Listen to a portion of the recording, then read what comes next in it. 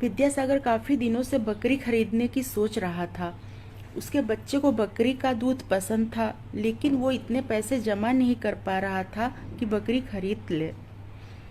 आखिरकार एक दिन उसने बकरी खरीदने का प्लान बना ही लिया। पास के बाजार में जाकर उसने बकरी खरीदी। बकरी काफी अच्छी थी। वो खुशी खुशी उसे लेकर घर की तरफ चल पड़ा। उसी बाजार में कुछ चोर और ठग भी घूम रहे थे। उनमें से एक ने विद्यासागर को बकरी खरीदते देखा। उसके मन में आया कि कैसे इस बकरी को चुरा लिया जाए। उसने अपने साथियों को इकट्ठा किया और योजना बनाने लगा। इधर विद्यासागर खुशी खुशी अपनी बकरी को लेकर घर जा रहा था।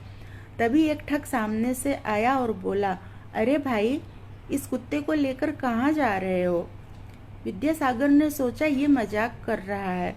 उसने हंसते हुए कहा, घर जा रहा हूँ, और उसने बकरी को उठाकर कंधे पर रख लिया।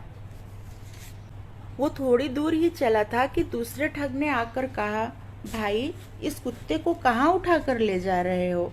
अब विद्यासागर सोच में पड़ गया। फिर भी उसे अपने पर भरोसा था। उसने कहा, भाई, ये क्या कह रहे हो? ये कुत्ता नहीं, बकरी है। इस पर उस ठग ने आश्चर्य से उसे देखा और चला गया। लेकिन अब विद्यासागर थोड़ा परेशान हो गया। फिर भी उसने उसकी बात पर ज्यादा ध्यान नहीं दिया और आगे बढ़ गया। वो थोड़ी ही दूर गया था, तभी सामने से तीसरा और चौथा ठग आते दिखे। पास आकर उन लोगों ने कहा, भाई, इस कुत्ते को कंधे पर उठाकर कहाँ ले जा रहे हो? कोई देखेगा तो क्या सोचेगा? अब विद्यासागर को गुस्सा आ गया। वो बोला, इतनी अच्छी बकरी दिखाई नहीं दे रही, बकरी को कुत्ता बोलते हो? इस पर दोनों ठग बोले, भाई, जो नजर आ रहा है वही हमने बोला।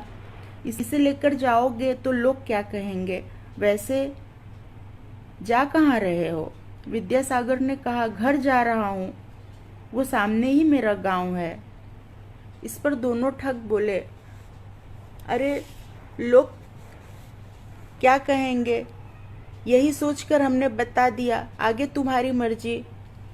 कुत्ता कौन कंधे पर उठाकर ले जाता है? नाराज क्यों होते हो? तुम्हारी मर्जी। ऐसा कहकर दोनों ठग आगे निकल गए। अब विद्यासागर सोच में पड़ गया, इतने लोग गलत क्यों बोलेंगे? मैं तो उन लोगों को जानता भी नहीं। बकरी खरीदने की ऐसी जल्दी थी कि मैं कुत्ता खरीद लाया। अब घर जाकर क्या कहूँगा? गांव वाले भी हंसेंगे। ये सब सोचता हुआ विद्यासागर उदास मन से उस बकरी को वहीं रास्ते में छोड़कर घर चला गया। उसके जाते ही उन चारों ठगों ने बकरी पकड़ ली और खुशी खुशी चले गए।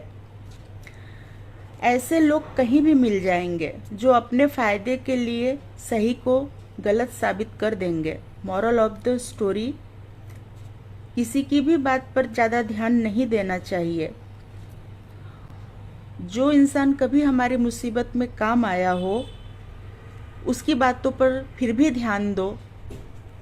हर किसी की बात पर ध्यान नहीं देना चाहिए। Thank you for watching.